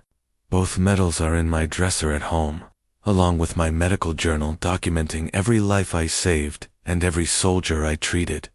The lawyer cleared his throat uncomfortably. Perhaps we should give you folks some privacy. No, please stay, I said. This isn't a private family matter anymore. For 30 years, I've listened to conversations about David's achievements while keeping quiet about my own. Tonight, I want everyone to understand exactly who Frank Ellison is. I pulled out my phone and showed them a photo I'd taken of my Silver Star citation the night before. This is for treating 38 casualties during an 8-hour firefight while wounded myself. I kept working for 36 hours straight, saving lives while shrapnel was embedded in my shoulder. Karen, who had been silent through dinner, finally spoke. Frank, I'm a nurse. I understand what combat medicine means. What you did, it's extraordinary. Why didn't you ever tell us? Because every time I tried to talk about Vietnam, someone changed the subject to David's law school applications. Because this family made it clear that academic achievement was more important than military service. Because I learned to accept being overlooked. David was shaking his head in disbelief. Frank, I had no idea. All these years we thought, we knew you served, but we didn't know you were. He trailed off, unable to find the words. A hero, I suggested. Someone worth being proud of. Someone whose presence at this table might actually matter. The presidential letter lay on the table between us. Its official seal reflecting the light from Michelle's crystal glasses. After decades of being hidden, it finally occupied the place of honor it deserved, not in my wallet or my dresser, but in the center of a family gathering, demanding the recognition that had been withheld for far too long. Frank, Mom said, tears starting to form in her eyes, we owe you an apology. We owe you so much more than an apology. I looked around the table at faces that were finally seeing me as I truly was. The family failure had become the family hero in the space of 5 minutes, simply by revealing the truth they'd never bothered to ask about. The kids' table, I said quietly, looking directly at David.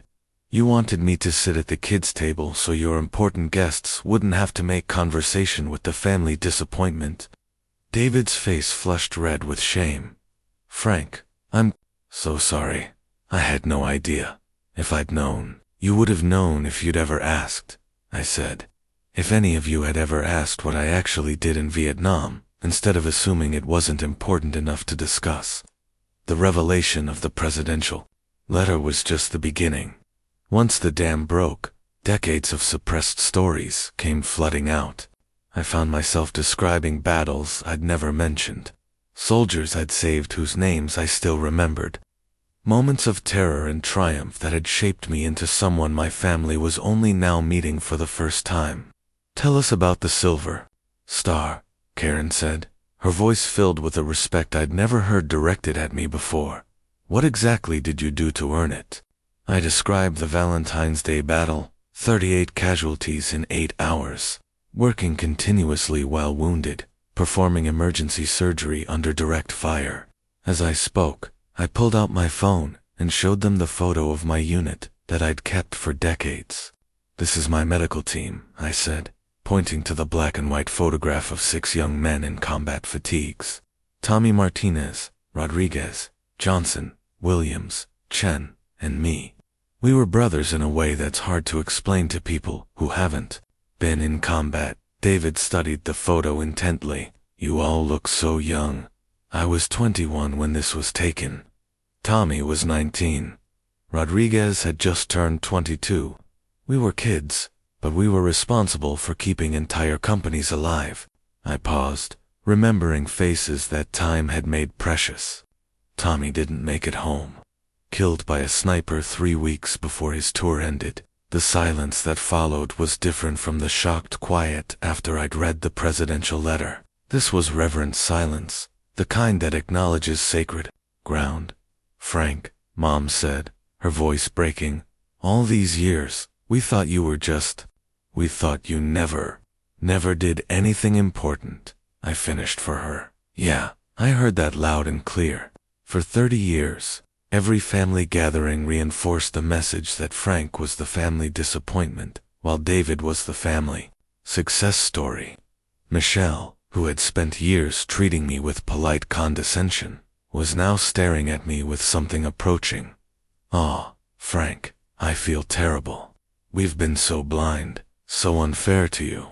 The thing is," I continued, "I never stopped doing important work while you were all focused on David's corporate achievements. I've been volunteering at the VA hospital every weekend for the past 30 years, helping other veterans navigate the system, providing support to guys who were struggling with PTSD, connecting soldiers with medical care and benefits." I showed them another photo on my phone, me with a group of veterans at a VA hospital Christmas party from the previous year. These guys know exactly who Frank Ellison is. To them, I'm not the family failure or the guy who works at the hardware store. I'm the combat medic who saved over 200 lives, and my presence in their lives makes a real difference. Dad, who had been unusually quiet, finally spoke. "Son, why didn't you ever correct us? Why didn't you tell us we were wrong about you?" It was a fair question, and one I'd been asking myself for years. Because I shouldn't have had to. Because a family that truly valued me would have asked about my service, would have wanted to know what I'd experienced, would have recognized that 13 months in Vietnam combat might have been significant, because I got tired of fighting for recognition from people who should have given it freely. David was reading the presidential letter again, as if he couldn't quite believe it was real. "Frank, this language, extraordinary heroism, conspicuous gallantry, these aren't participation awards. This is recognition for genuine heroism. 207 confirmed lives saved," I said quietly. Each one documented in my medical journal. Each one representing someone's son, husband, father, or brother who went home alive because I was there when it mattered most. I pulled out my wallet and showed them the small photo I'd carried for decades, the Vietnamese grandmother, who'd given me the protective bracelet, holding her newborn granddaughter, whose life I'd saved during a difficult delivery. "This woman had nothing," I said, "but she gave me a family heirloom because I helped bring her granddaughter safely into the world." That bracelet meant more to me than any corporate bonus or academic achievement could, because it represented genuine gratitude for work that actually mattered. Karen leaned forward to examine the photo. "Frank, as a healthcare professional, I have to say what you did in Vietnam, ... the level of medical care you provided under combat conditions, it's extraordinary. You were essentially performing emergency room medicine in a war zone, every day for 13 months, I confirmed. Life and death decisions made in seconds. Complex medical procedures performed while under fire. Triage situations where I had to decide who could be saved and who couldn't. And I was good at it. Better than good, I was exceptional." The lawyer and his wife, who had been silent witnesses to this family revelation, finally spoke. "We should probably leave you folks to process this privately," the man said. "Actually," David said, "I'd like you to stay." I want you to meet my brother Frank properly. Frank, this is Robert Harrison, one of the most successful trial lawyers in Cleveland. Robert, this is my brother Frank, Silver Star recipient, Purple Heart recipient, and genuine American war hero. The shift in David's tone was remarkable. For the first time in our lives, he was introducing me with pride instead of apologetic explanation. He was bragging about me the way he'd always bragged about his own achievements. Robert Harrison studied me with new interest. Mr. Ellison, your service record is impressive. Have you ever considered writing about your experiences? Speaking to veterans groups, your story needs to be told. I've been telling my story for 30 years, I said. Just not to my family. The veterans at the VA hospital know exactly who I am and what I've done. It's only here, at family gatherings, that Frank Ellison becomes invisible. Michelle was shaking her head in amazement. All those times we talked about success and achievement, and we had a genuine hero sitting right there at the table. Frank, I'm mortified by how we've treated you. The thing you need to understand, I said, is that I never stopped being that person. The Frank Ellison who saved 207 lives in Vietnam is the same Frank Ellison who's been sitting quietly at your dinner table for 30 years. The only difference is what you knew about me. Dad was holding the presidential letter with hands that shook slightly. Frank, I don't know how to apologize for this. How do you apologize for 30 years of not seeing your own son clearly? You start, I said, by understanding that success isn't measured only by paychecks and promotions. That heroism doesn't disappear when you put on civilian clothes. That the most important work is often the work that goes unrecognized by people who should know better. The unit photograph lay on the table next to the presidential letter, two artifacts that told the story of Frank Ellison's transformation from overlooked brother to decorated war hero. For the first time in decades, they were visible to the people whose recognition I'd wanted most. 207 lives, David repeated, as if the number was too large to comprehend. Frank, you saved 207 people. I've spent my entire career helping corporations merge and handling contract disputes. Important work, sure, but nothing compared to saving lives. Every soldier I treated was someone's David, I said quietly. Someone's favorite son, someone's pride and joy. I made sure they got home to families who valued them. That's what made the work important. Not the recognition or the medals, but the knowledge that my presence in the world made it a better place for other people. The truth was finally unfolding, and my family was seeing Frank Ellison clearly for the first time in their lives. The man they'd overlooked and underestimated was revealing himself to be exactly the person they'd never imagined. He could be someone genuinely worth believing in. 2 weeks after that Thanksgiving dinner, I sat in my living room writing a letter I'd been composing in my head for 50 years. But this wasn't another unsent letter to my family. This was a letter to Tommy Martinez, Rodriguez Johnson, Williams, Chen, and all the other soldiers who hadn't made it home from Vietnam. Men who'd trusted me with their lives, some of whom I'd saved, others whom I couldn't. Dear brothers, I wrote, I finally told my family about you, about us, about what we did over there and who we became in the process. For 30 years, I carried your memory in silence, but last week I realized that your sacrifice deserves to be spoken about, not hidden away like a secret I was ashamed of. The letter was part of my own healing process, but it also represented something larger, the end of decades of hiding who I really was. Since that Thanksgiving revelation, everything had changed in ways both subtle and profound. David called me 3 times in the first week after dinner, something that hadn't happened in years. Not to ask for favors or make polite family conversation, but to actually talk, to learn about experiences he'd never bothered to ask about before. Frank, I've been thinking about what you said, he told me during one of those calls, about me never asking what you did in Vietnam. You're right. I was so focused on my own life, my own achievements, that I never really saw you. I'm sorry for that. The apology meant more than he probably realized. For the first time in our relationship, David was acknowledging that his little brother might have something valuable to contribute to their conversations. Mom had perhaps the strongest reaction to the revelation. She came to my apartment the day after Thanksgiving, carrying a scrapbook she'd been working on since I returned from Vietnam, a collection of newspaper clippings about the war, my deployment orders, and the few photos I'd shared over the years. "I always knew you'd done something important over there," she said, tears in her eyes. "But I didn't know how important. I should have asked more questions. I should have made you feel like your experiences mattered to us." "They did matter," I told her, "just not in ways this family was equipped to understand. You were proud of David's academic achievements because they fit your definition of success. Military service didn't fit that definition, but it should have," she said firmly. "Saving lives, serving your country, earning medals for heroism. That's success in the most fundamental way possible. I'm ashamed it took me 30 years to understand that." The changes weren't limited to family dynamics.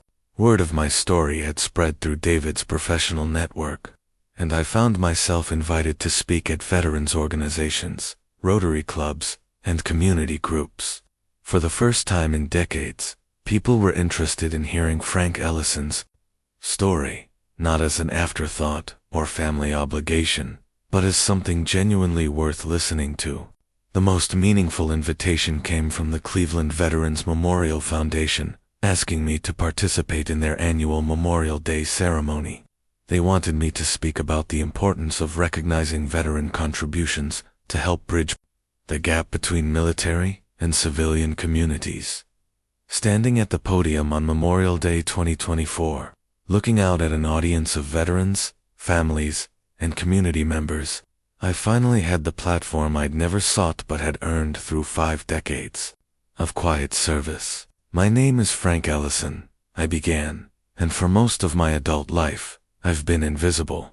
Not to the soldiers I served with in Vietnam, not to the veterans I've worked with at the VA hospital for 30 years, but to the people who should have known me best, my own family. I spoke about the cost of being overlooked, the pain of having your most important achievements dismissed, and the healing that comes from finally being seen for who you really are. I talked about Tommy Martinez and the other soldiers who hadn't made it home, and about the responsibility we all have to recognize and honor service that often goes unacknowledged." When I finished speaking, the applause was long and heartfelt, but more important than the applause were the conversations that followed. Veterans sharing their own stories of feeling invisible. Family members realizing they'd never really asked about their loved one's military service. Young people understanding, for the first time, that heroism doesn't always wear a uniform. The letter to my fallen comrades was nearly finished when my phone rang. It was Karen, calling with news that would have seemed impossible just months earlier.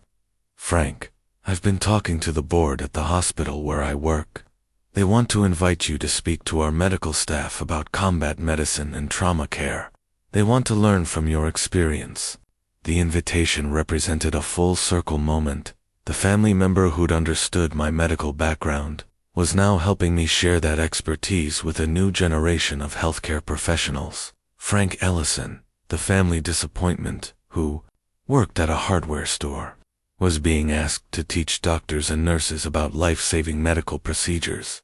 As I finished the letter to my fallen brothers, I reflected on how much had changed since that Thanksgiving dinner. Not because I was any different than I'd been before, but because my family finally understood who I'd always been. "I want you to know," I wrote, "that your sacrifice wasn't in vain. The lives we saved, the families we kept whole, the difference we made, it mattered then, and it matters now. I spent too many years hiding our story, but I won't hide it anymore. The world needs to know about ordinary people who did extraordinary things when they were needed most." I signed the letter and carefully folded it, then placed it in the small wooden box where I kept my medals and military artifacts. It joined the Presidential Commendation, the Purple Heart, the Silver Star citation, and all the other evidence of a life lived with purpose and valor. At 74 years old, I'd finally learned the most important lesson of my life: being underestimated by others doesn't diminish your worth. And the most important recognition comes not from family or society, but from knowing that your presence in the world made it a better place for others. That Frank Ellison had been a hero all along. It just took 50 years for everyone else to notice. The truth was always there, waiting patiently in dresser drawers and old footlockers, documented in faded letters and military citations. The only thing that changed was my willingness to share it, and my family's ability to finally see the man who'd been sitting at their table all along. Sometimes, the most profound transformations aren't about becoming someone new. They're about finally revealing who you've always been.